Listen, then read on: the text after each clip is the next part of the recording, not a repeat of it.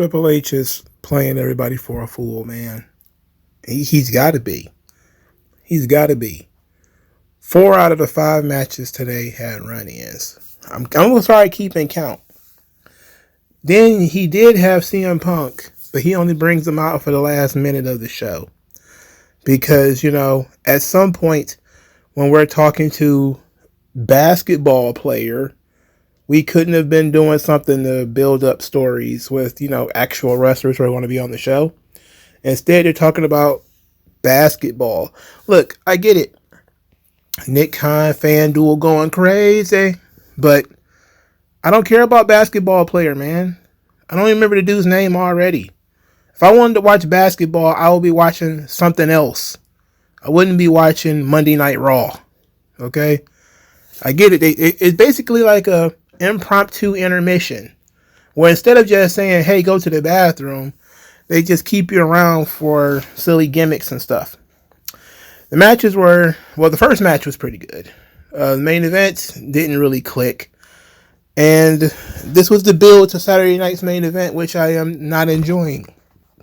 And Money in the Bank, which, I don't think I'm going to enjoy that either, looking at what's going on so far. But let's get into it. Let's get through this. And then also, we're going to talk about Queen of the Ring. I'm guessing this is a director that's running a Twitter account. He's very not happy about WWE. And we'll talk about that later. And also, the lack of... Well, we'll just talk about it later. We'll get to it when we get to it. Logan Paul comes out. Says that Jey Uso can't handle being World Heavyweight Champion, isn't overlooking him. Then he gets into a verbal sparring match with Gunther, where Gunther is saying that by saying he can beat Jey Uso, then he's also saying he can beat him, because he did get beat by Jey Uso. Transitive property, interesting thing. Then Gunther says that he can learn some things from Logan Paul about marketing and social media and all this sort of stuff. And that Logan Paul being world champion will be great for business. But this is about the title, and the title for him is personal. Gunther says that he is the one that wants to take the belt from Jey Uso. And if Logan Paul was to do that, he would take it personally. He said that he should ask Pat McAfee, what's it like if a non-wrestler was to offend him? He said at least Pat McAfee had heart. Logan Paul does not have a heart. And if he was to win that world title, Gunther would eat him alive. At this point, Gunther walks out. Logan Paul is yelling words at Gunther. He gets super kicked by Jey Uso from behind. Jey mocks him. 1 word, 4 letters. Later, Paul Heyman explains that this is all about stopping Jey's momentum, that Braun Breaker isn't looking to be the champion. And that kind of takes all the steam out of that match, doesn't it? There's no reason for Braun to put forth any real effort if he ain't trying to be the champion. Why is he doing it? Anyway, Sammy tells Jey that he got his back if there's any funny business, which we already know there will be, because why wouldn't there be? Then Rollins and Gunther had words where Rollins told Gunther he's going to be a great world champion, or he was a great world champion. And then Gunther says that you are the visionary, the revolutionary, blah, blah, blah. But I am the future of this company, and he definitely awaits being a target of Seth Rollins. None of this is going anywhere. None of this is moving anything for me. Then we get to the match itself, Jey Uso versus Braun Breaker, which of course ends in disqualification because, you guessed it, there was a run-in. Heyman pulled the leg. That means that Jey starts chasing Paul, and then he's attacked from behind by Seth Rollins, and that's the disqualification. At one point during the match, Braun Breaker is yelling at Jey that he's yelling at the crowd that Jey Uso is a bum. That was pretty good. He also did a diving DDT. No, I'm sorry, it's a diving bulldog off the ring apron onto the desk. That was pretty cool. Braun Breaker versus Jey Uso didn't give me much. I didn't really care because I was just sitting back waiting for the disqualification, because you just kind of knew that was coming. So, of course, Rollins and Braun Breaker jumped Jey Uso after the match. And then here comes Sami Zayn, but he stops at the ring apron. And CM Punk's theme song plays. Punk comes to the ring. Punk and Sami get in there to fight Braun and Rollins. And then while that's all happening outside the ring, Jey Uso is like, yeah, okay, well, that's all good. And then he gets sucker punched by Logan Paul to end the show. And let me tell you, nothing that happened here made me want to see either of these matches more. Nothing. When I mean that these shows are boring and look, I know that people don't like some of the over-the-top stuff that used to happen in WWE or in wrestling. But how long can this boring shit just keep going on before people just decide they're not going to watch this stuff anymore? Somebody needs to get shot with a cannonball or something. There needs to be something that happens on these shows that's worth talking about the next day. You know? Wrestling is best when it's water cooler conversation. Right?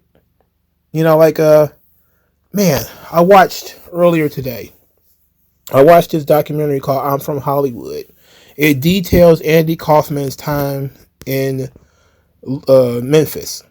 And it was made by Andy Kaufman. And it had all some of his celebrity friends in there, like Robin Williams and Tony Danza and all these people, and talking about his time in wrestling. And you could just imagine seeing this. And every time he was down there, it had to be something worth talking about the next day. Because he intently, this is what I was like, man, Andy Kaufman might be one of the greatest heels of all time. He went down there with the intention of getting people to talk about what he's doing. He had Hollywood so upset they was firing him from his jobs. That's what wrestling is. It's the attention-getting business. I get it. You run the WWE. It's the biggest wrestling promotion in the world. You don't have to do a lot to get a lot of attention. But this is it's unyieldingly boring. Like, this is almost exactly a carbon copy of last week where CM Punk just runs out at the last minute. Why is this guy on the... Oh, my Lord. Oh, my Lord. Look, I'm not even saying I need to see a whole lot of CM Punk. What I'm saying is there's no stars on the show, which is a big problem here. The guys who get the biggest pops are on the show the least. They're not doing anything. We have to sit through... I don't dislike Logan Paul, but goddamn, why I have to sit through 4 Logan Paul segments? You know, I have to sit through 4 Gunther segments. They're promoting a Tozawa match. They got a graphic. There's a promo for Akira Tozawa? What are you doing? Why are you doing that? Because it's sick. It's sick in the head. I don't know what to tell you. Look, Jey Uso could be fun, but he is being booked by the promoter who is boring. So he's becoming one note where all he does is come out and eat. And that's it. That's it. He comes out, he does his yeet, and then that's it. There's no substance to the Jey Uso character anymore. That next level that everybody really likes about him, where he gets serious and he ties it into his family and, you know, and all this sort of stuff, how he feels personally, all that stuff is never, ever, ever tapped into. This should be Jey Uso talking about, you know, this podcaster, this guy who, you know, has only been wrestling for a few years. And, you know, he keeps getting championship matches. Like, I was a decade in before I got a title shot or something like that. You know, like, that's the kind of stuff we should be getting. Stuff that from his past, stuff from his story, his personal perspective. Not just him yeeting. He can do more than yeet. The reason he's over is not because he's yeeting. That just elevated him. The reason he's over is because Jey Uso is really good at making an emotional connection with the audience. You should always be playing that emotional connection with the audience. These superficial storylines where, bad guy, because you could just replace Logan Paul with anybody. There's no real reason for it, and it needs to be Logan Paul as his opponent here. Right? This is how you know when the shit is just filler. This is a TV feud. They're setting up feuds down the line with, Rollins and Gunther and all that, trying to show that there's layers to this story, but that's still all superficial. They just all want the title. Gunther's the only one who has some kind of personal stake in this, considering he was humiliated by Jey Uso, and he wants to avenge that humiliation.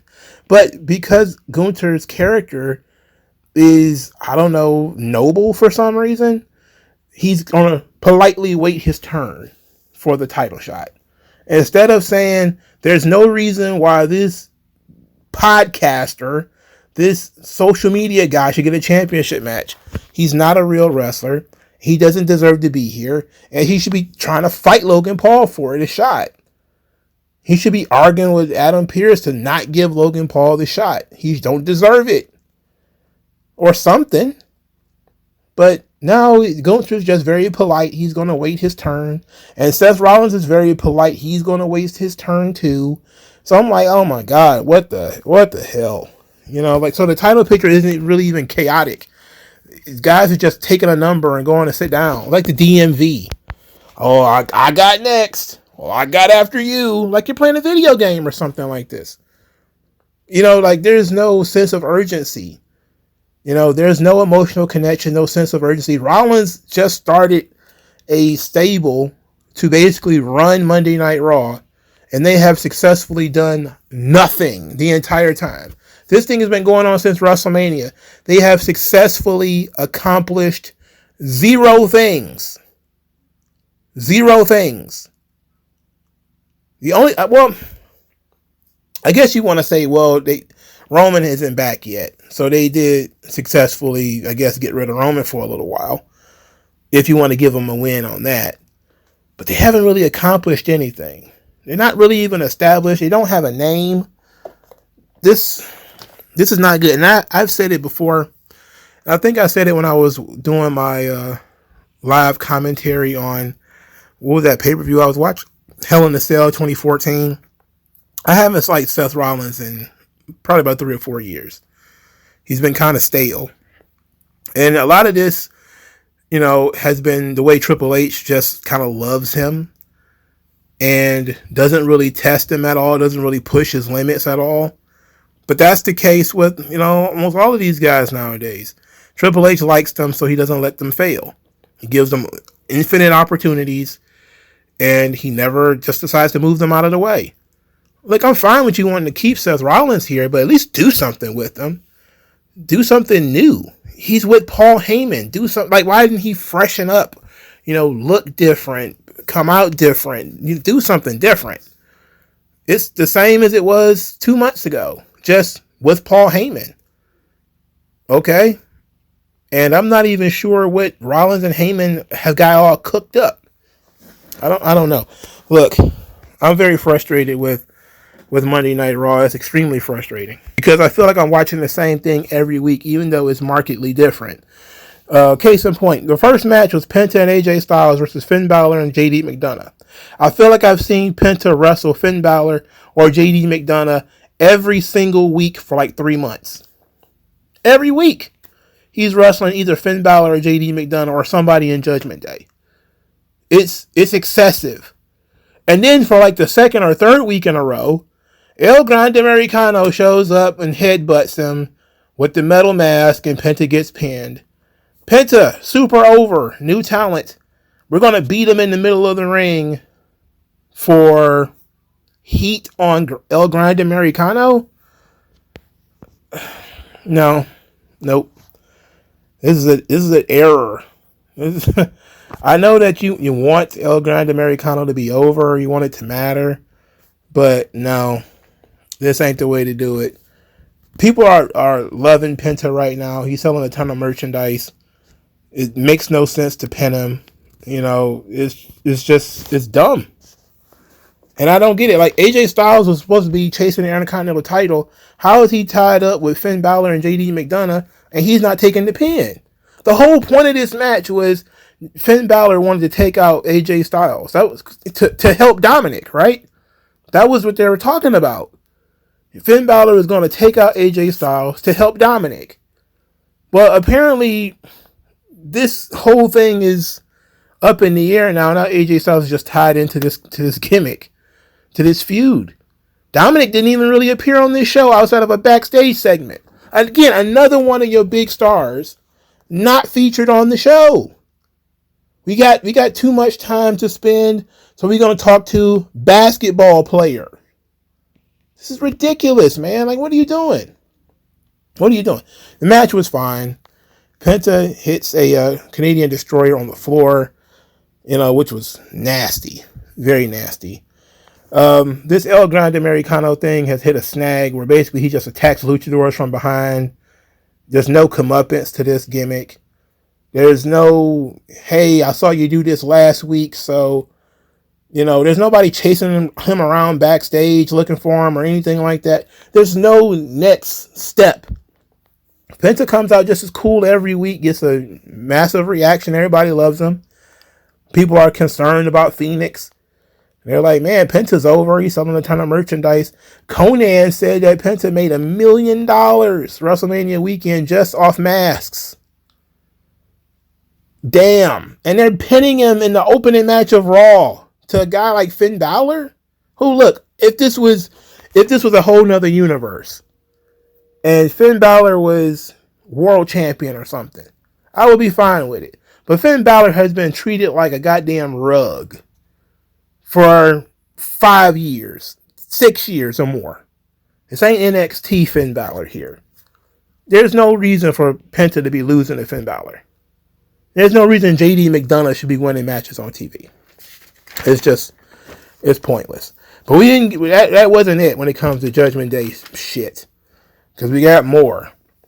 There was the introduction of Roxanne Perez to the Judgment Day. She was invited by Finn Balor to come into the Judgment Day locker room, and his claim was she's not a member of Judgment Day, but she's there to help out Liv and Raquel when they need help, because it's not right that, Dominic has so many different people to help him when there's nobody there to help Liv and Raquel. So Roxanne claims that she's just trying to find her footing here in good old WWE now, and she brought some gifts, and she brought chicken tenders, what looks like chicken nuggets, and it looked like a bag of apples, in order to try to, I gotta tell you, that was funny. All right, I like the bag of apples and the chicken tenders, I get it. I like that one. That was a good one. But I don't know why we still have this golf stable where nobody's golf in it. It made sense when Rhea Ripley or Damian Priest, who like the real goth characters, were in it. Now it's just people who wear black. It's dumb. And Roxanne Perez is the furthest from goth. Really. I don't even understand why she's involved with this. It's ridiculous. Speaking of Roxanne Perez, let's talk about this Money in the Bank shenanigans. Because, man, this did not turn out very well. Roxanne Perez defeated Becky Lynch and Natalya to win her qualifying match for the Money in the Bank. Natalya went down to NWA. I remember they played this video package that she did when she was introducing the Natty character, who was talking about, she misses the taste of blood and all this kind of nonsense. She went down to NWA and lost to this Kenzie Page. Not that she got disqualified or anything like that. She lost. I don't know if she lost clean or if it was some shenanigans involved. We'll see when it airs. But she ain't the NWA Women's World Champion, so she lost. Even if she got disqualified or whatever, she still lost. Completely humiliating. Very embarrassing. And look, she said that she gave Kenzie Page the rub. Somebody somewhere on this internet, I'll have to go and find it, actually went through and showed how many people Natalya have given the rub to and what the outcome of the rub was. And it wasn't good. Like, the entire history of Natalya giving people the rub has been absolute trash. And I want to discuss that more in detail. So when I find it, I'll probably end up doing a separate video on it because it's damn hilarious. So she's a loser. Obviously, nobody likes Natalya. She took the pin in this match too because that was smart. But of course, there was a run-in. You can't have a match in WWE without a run-in. It was Lyra Valkyria who snatched Becky Lynch from the match, and they fought off. It wasn't a particularly good-looking fight-off, but they fought off nonetheless. Lyra Valkyria got a pretty good reaction when she came out there. Yeah, fair enough. The crowd was solidly behind Roxanne Perez, which is good, but she's supposed to be a heel, so not good. Natalya was the babyface here, and she got no reaction, and nobody cared. Natalya can shit, fuck, or catch fire, and nobody's going to care, ultimately. People on the internet trying to pretend like Natalya doing a whole new gimmick for NWA is something special, but it's kind of goofy to me, because what good is it if she's going to go out and embarrass herself? Anyway, Roxanne Perez won. So she's in the Money in the Bank match. That was absolutely the right decision. Roxanne's younger. Her story can better be utilized here. Natalya is not only old, but washed. I mean, Natalya is faded. Like, she's just pointless. Get her out of here. And Becky Lynch is still feuding with Lyra Valkyria, so she doesn't need to win this match. It's just not necessary. Now, the other women's Money in the Bank qualifier, oh boy, Rhea Ripley defeated Kairi Sane because Zoe Stark's knee decided to go bye-bye. And her knee got jacked up. Jacked up. It went full Kevin Nash. She tried to do her missile drop kick, but Kairi Sane was too far away. Now, we're not sure what's the miscommunication. Was Kairi missing the spot, and therefore Kairi tried to rush to get into position? Or did Zoe Stark jump too early? However this happened, Zoe tried to land on her feet from the drop kick and completely turned her leg into what I used to do to my G.I. Joes. That leg is no good. All right. She laid in the ring for quite a while. And then one of these burly medical guys just scooped her up like, a princess and carried her out. Everybody started putting our hearts and talking about how much they loved her and how they appreciated her. I'm looking at that like, man, that leg is beef jerky. It's over. You gotta ask the question, how much longer she's going to be on the roster? I think she's probably looking at Cut City. She's looking like she's going to get released. Now, this is Zoe Stark, who was, in a sense, a physical phenomenon. She was fast. She was sharp with her work. Only problem was she didn't have a personality. And she was put in a stable with one person who had a personality, Sonya Deville, and the other person who was just another worker like her, which is Shayna Baszler. And then they got rid of Shayna, and they got rid of Sonya, so it was just her. So she wasn't even on TV. I think she was doing Speed or something like that. This was her first time doing something by herself since they got rid of Sonya and Shayna. And this is what happens to her leg. It's sad. It really is. Like, I'm not a big fan of Zoe Stark. I give her credit for being, agile and fast back, before she destroyed her leg the first time. But I just don't see there's any longevity here for Zoe Stark. Just don't see it, man. It's really sad. Then I was completely disappointed even more because it ended up being Kairi Sane versus Rhea Ripley. So Kairi Sane makes an entrance, and she kind of goes back to the pirate character. She's got an eye patch. She's got her binocular or whatever. So, and then she's got jewels. Like, Pirate Paul Burchill, when he used to swing in on the rope, he used to throw beads. She's got like little trinkets or whatever in a pouch that she kind of throws to the crowd. That's excellent. That's great pirate shit. I like it. And then she's in the match with Rhea Ripley, and now it's one-on-one, which I much rather prefer. I don't like how I got here, but I prefer to see them wrestle one-on-one than see a triple threat match. That being said, despite how really good both these women are, despite the fact that obviously they should have been able to do something, soon as Zoe Stark left this match, it went into the toilet. You would think that these two women who have spent most of their careers in singles matches, Kyrie especially, because she has an incredible resume when it comes to singles matches, you would expect this match to have been better. And it was nothing. It just kind of like they pissed around for a few more minutes and then Riptide and Rhea wins. I mean, there was no question in my mind that Rhea Ripley was winning. There was just no question about it. I mean, everybody who had deluded themselves into thinking that Kairi Sane was going to win, forget it. As soon as they put her in this triple threat match, she was not going to win. If Zoe Stark's legs were made of iron and she still made it through this match, Kairi Sane still was not going to win. All right? Understand, Kairi Sane was fucked the moment they put her in this match with Rhea Ripley, which of course is stupid because Kairi Sane has not wrestled in 6 months. And then you put her in a match and she loses her first match back. Yes, that is stupid. You know, Dave Meltzer and Brian Alvarez had a huge argument about wins and losses not mattering in WWE. And Brian Alvarez is talking about how wins and losses should matter. And Dave Meltzer is saying, hey, the audience they've been taught that wins and losses don't matter.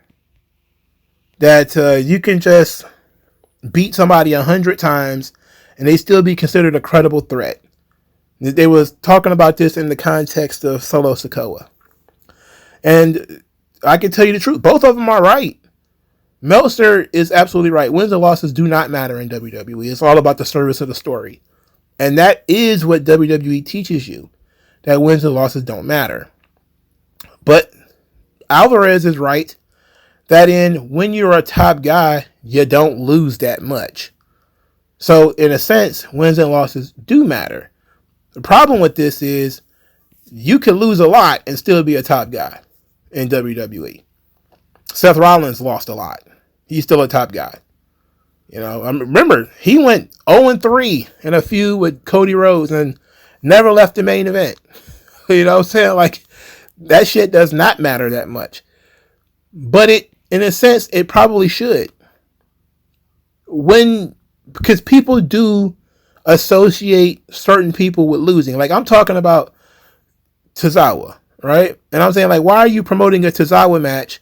He's not going to win.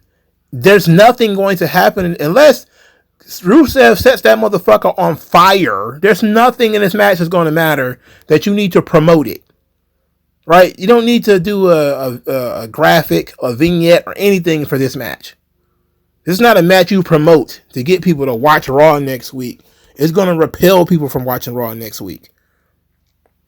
That being said, you don't want to associate wrestlers with losing. And Kairi Sane has been associated with losing a lot. You know? And if you're going to ever push her up the card or move her in some way, you should put her in positions to win. Now, in this situation, you put her in there with Rhea Ripley. Rhea Ripley not losing. So, tough, you know? But you're not putting people in positions to succeed. I was talking about this on SmackDown. I'll talk about this every week anyway. Because again, it's typical WWE booking. You don't put people in positions to succeed. You put them in a position where you tell them, you show them where they are in the hierarchy. You are not important. We put you here. Natalya, you're a loser. You come in here, you do the job for Roxanne. Becky's going to lose the match technically, but she's not going to get pinned or submitted. She's going to get chased out. That's the only reason they're doing these triple threat matches anyway. So that somebody could lose and not lose. It's absolute garbage. The number of triple threat matches has quadrupled since Vince left. Then there was too many triple threat matches and fatal four ways then. But no, there's triple threat match every week. They got a triple threat tag team championship match next week. Why? Why? They're just doing triple threats every week for no reason. And then they're surprised nobody is over. Like, yeah, nobody's over. They don't talk. You got the guys who are in a tag team championship match, none of them showed up this week. No War Raiders, no Creed Brothers, but they got a tag team championship match next week, but we don't hear from them at all. Instead, we're talking to basketball players. Back to what I was saying, though. Yeah, Rhea Ripley wasn't going to lose. It wasn't even a question in my mind whether she was going to lose or not. Now, is she going to win the Money in the Bank ladder match? I don't think so. I think putting Rhea in the match is about getting people interested in the match. It feels like there's going to be a heel Money in the Bank winner this year. Also, they said that they're not going to do the men yet. They're going to do the men next week, which tells me that they're going to do the men next week because they're waiting for after Saturday night's main event, likely so they can throw Logan Paul in that joint. Which, so what? Just replace him with somebody else. I don't know. It doesn't matter. Next, Sheamus defeated Grayson Waller. This match took forever, but at least it was decent. Just the Sheamus matches, they take so long. Oh my God. And I hate his new theme song. It sucks. But Sheamus put Grayson Waller in a cravat and basically just put him in like a hangman cravat. It looked like it hurt like hell. And afterwards, the 10 beats to the chest, Grayson Waller escaped it. He was going to quit the match. This match had been going on for a good while at this point. Austin Theory was standing there talking about how he can't quit. You gotta keep fighting through it or whatever, and blocking Grayson Waller from leaving. Sheamus grabbed him, did the 10 beats to the chest, the brogue kick, and wins the match. And that's it. We got Austin Theory smiling as Grayson Waller got his face kicked off. And I'm thinking to myself, I can't believe we're still doing this. This is the most constipated storyline in all of wrestling. There's no forward motion. This and the Death Riders. There's no forward motion with any of this stuff, man. You're waiting to see some kind of light at the end of the tunnel, and there's none coming. They've been teasing these guys breaking up for months. Literally months. You could have broke them up in the draft. You could have just sent one of them down to NXT, both of them down to NXT, or something by now. Holy shit, you're just wasting everybody's time with this. These long-ass mid-card Sheamus matches needs to stop, too. You know, we could chill on these. I know the whole thing is banger after banger, but don't make me have to bang after bang after bang my head against a wall, because Sheamus needs to have his 20-minute mid-card match. And it wasn't like the match was bad. It's just the match is pointless. You win nothing, you lose nothing. Why is it going on for so long? These are championship minutes. 8 or 9 minutes max, bro. You don't need to go 12, 13, 15 where everybody's all sweaty. You ain't the main event of Madison Square Garden, man. These are championship minutes you eating up here. These 15, 16-minute contests. This is ridiculous. Then WWE decided to waste more time on Michael Cole, where for some reason Pat McAfee is talking about Michael Cole's tattoo in 2012 when he got covered in barbecue sauce, which was silly and incredibly over the top. I don't even know what the purpose of that was. It showed that he was getting into it with John Cena, but I don't remember what that was about. I think that was the year Michael Cole turned heel in 2011 randomly, and then was the heel commentary. That really made that year pretty bad. Like, heel play-by-play is probably not the best idea. Not very well thought out on Vince McMahon's behalf. But at least it was something. It's better than nothing. It's better than this shit where everything is neutral. It's all just fucking gray mess. It's a gray matter. Nothing matters. Rusev cut a promo, said he admires Tozawa's courage and that he was just trying to fix him and that Tozawa is ungrateful. So who are you to challenge me? I am the son of thunder. Then he says he's going to forgive Tozawa's stupidity. And then after the fight, he's going to forget his existence. I like Rusev. He should be on this show beating people in 2 or 3 minutes rather than being built up as an opponent for Akira Tozawa. Get real. Get out of here. The only other segment here outside of all of this was Chad Gable wanting to get into the Money in the Bank, but they haven't done the men's Money in the Bank things yet, so I don't understand what he's so frustrated about. And then I believe there was a promo segment where New Day was talking about all the different teams and how they're looking for competition. It's all very embarrassing. You got Ludwig Kaiser sitting on the couch doing nothing. Talented guy, could be doing something that matters on the show. No. Karrion Kross, who everybody is now fully behind, is been benched. He's working on main event. It's embarrassing. I saw a lot of the Euro trash. Very upset about Tyler Bate and what's that other one? The pie-faced one. Pete Dunne. Oh, these guys have wasted 10 years of their lives in WWE. Seems to me like they wasted 10 years of WWE's time because they haven't developed at all. They're not going to grow any bigger than they already are. They don't have any personality, none at all. I don't know. Whatever costume that Vince was going to put them in probably would have saved their lives and made them some money at least on action figures and shit. But now Triple H just wants them to have grab guys around, so whatever. So instead of, WWE is wasting their time. No, they're wasting Vince McMahon's and WWE's time because they've been useless since NXT UK closed. Could have just cut them and they would be, you could have them back in Rev Pro or Progress or wherever you want them. You could have had them back there a long time ago by now. Just stop it. All right, so this subject popped up and I want to talk about this because it's interesting. But there was a GoFundMe for Sabu's funeral. And it raised about $50,000, and there was a lot of conversation that came out of this.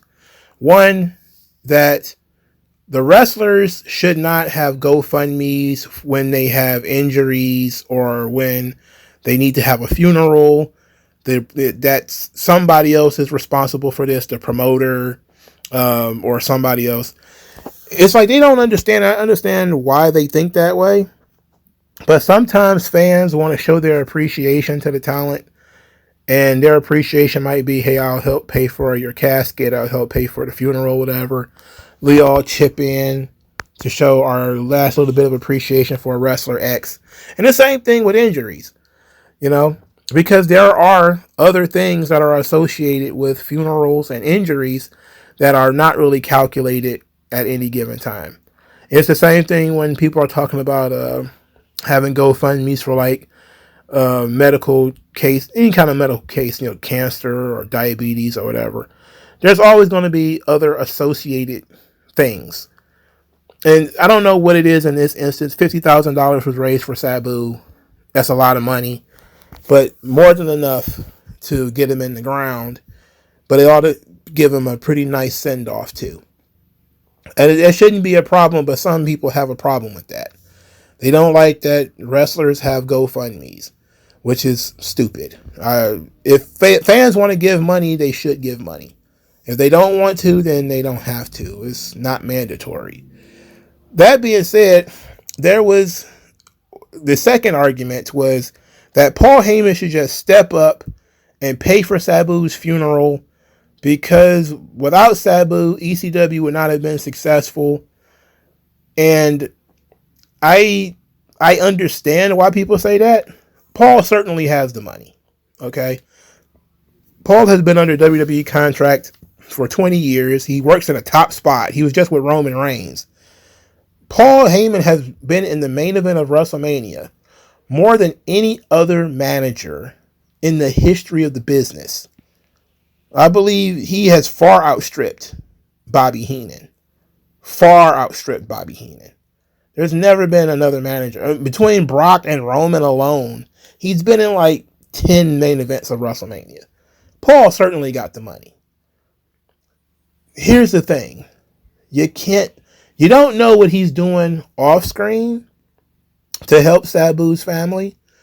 And the idea that he should somehow publicize what he's doing feels kind of tacky to me. Second, I don't like when people force responsibility and obligations onto others.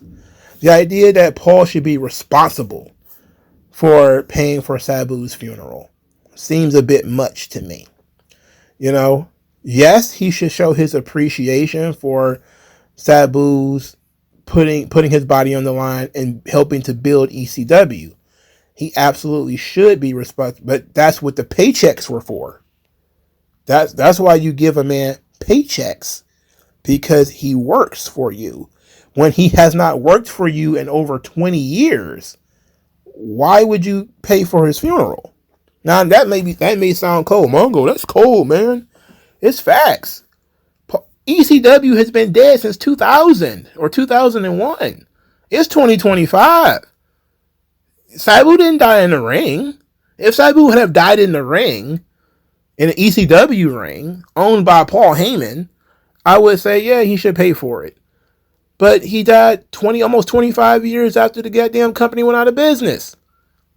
Paul should have absolutely no responsibility for taking care of Sabu or helping Sabu at all. Sabu wrestled all over the world. Should Atsushi Onita pay for Sabu's funeral and be responsible? Because, hell, he set himself on fire and blew himself up over there just as much as he did in the United States. He did just as much barbed wire shit over in Japan as he did in the U.S. But you don't see anybody dumping all that stuff on Onita or dumping on Inoki is dead now because he worked there too. Like, people don't do that stuff. To me, it's wildly inappropriate, And I get it from their perspective when they say that the fans shouldn't be responsible for it. But they're not saying that the fans are responsible for it. They're saying, hey, fans, do you want to help? And then some fans say, yeah, we do want to help. We want to send flowers. We want to, send cards or whatever. People do like to do those things. When there's people doing videos on Sabu. I did one. All kinds of people doing videos on him, talking about him, monetizing his face and everything. And it's a problem that these people want to chip in on the funeral? No, hell no. Go ahead and chip in on the funeral.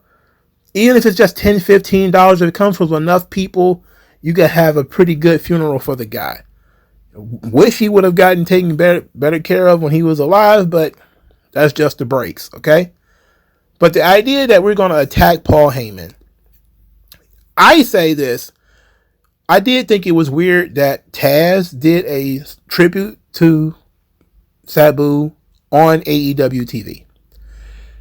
Paul Heyman did not do one for WWE.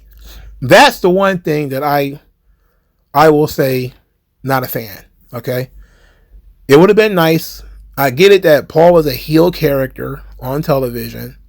I get it that Sabu has not worked for him for 20 years. But it would have been nice if it's for just a moment, 2 or 3 minutes, Paul Heyman could have been pushed to the side where he could have talked about Sabu on WWE TV just for that moment. It would have been nice. I didn't need Paul to cry. Don't need him to go through all that. But it would have been nice. Now, maybe we don't know what he's going to do. He may do the eulogy for the fucking guy, for all we know. But we don't know. As of right now, I thought that's the only critique that I have. And people do things differently. Maybe he just don't feel comfortable doing that. And that works for me. But seeing Taz get all emotional about it was very nice. I would like to see Paul at least attempt to do something similar. But it's not what Paul do, so it's all right. Now, let's talk about this one thing and then we'll get out of here. So, Queen of the Ring, the movie about Mildred Burke. It came out on streaming services during Mother's Day weekend, where I ended up seeing it. So, they promoted the movie on Twitter by saying, the movie that WWE doesn't want you to see, based on a true story, certified fresh by critics and audiences, See Queen of the Ring tonight at home on Apple, Amazon, or Fandango. A fan asked, saw it, enjoyed it. No idea why WWE wouldn't want to have seen it. Clickbait. So the Queen of the Ring Twitter account, which I'm guessing is the director, tweeted, "You should try asking them why they tried to block us from running TV ads during Raw. Illegal.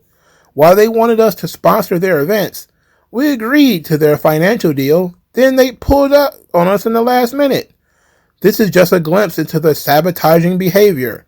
Perhaps we will expand on the intel." Now they're claiming that WWE trying to sabotage their movie, but there is no motive for doing this. Just no motive for this. It's just bizarre, very bizarre, and it doesn't seem to make sense. Now, AEW promoted the hell out of this movie, but it has AEW wrestlers in it. Camille is in it. Tony Storm's in it. So it makes sense that AEW will promote the movie.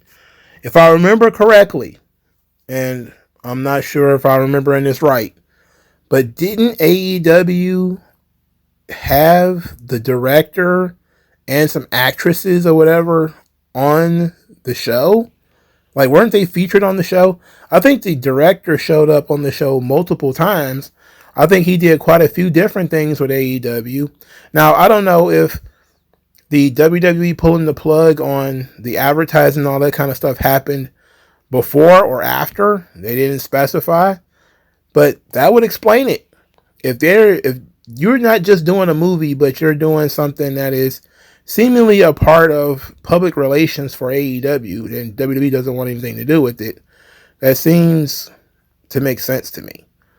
But ultimately, if WWE tried to block, the movie, that doesn't make sense to me either, considering AEW has ads on WWE programming. Remember, WrestleMania, there was AEW Dynamite ads all over the place. There was AEW Dynamite ads during NXT. So the idea that WWE is blocking ads for Queen of the Ring doesn't quite pass the smell test. The movie didn't do very well in box office, as far as I can remember. I don't think it did very well. And a large part of that is not that WWE didn't support the movie or didn't help. The subject of the movie has been dead for 40 years. Mildred Burke died in like 1989 or something like that, maybe 1984. She's been dead a good 30 plus years. Her story is lost to time. She hasn't been relevant. Before she died, she hadn't been relevant in 20 years. Over 20 years at that point. So even if you remembered when she was alive, she wasn't really at the height of her popularity. She was at the height of her popularity in the 40s, in the early 50s. Like, that's 70 years ago, my guy. Like, and you tried to make the movie relevant to today with all the feminist messaging and all the feminist tropes, and it just didn't click. Sorry, but blaming WWE for that just doesn't seem to make sense to me. I don't see why they would block the advertising of the movie unless somebody knows something I don't, but we'll see. The idea that it's the movie WWE doesn't want you to see is kind of goofy to me. Monday Night Raw sucks. Just like SmackDown, there's not enough of good things, too much bad shit. All right, talk to you guys later, man. Peace.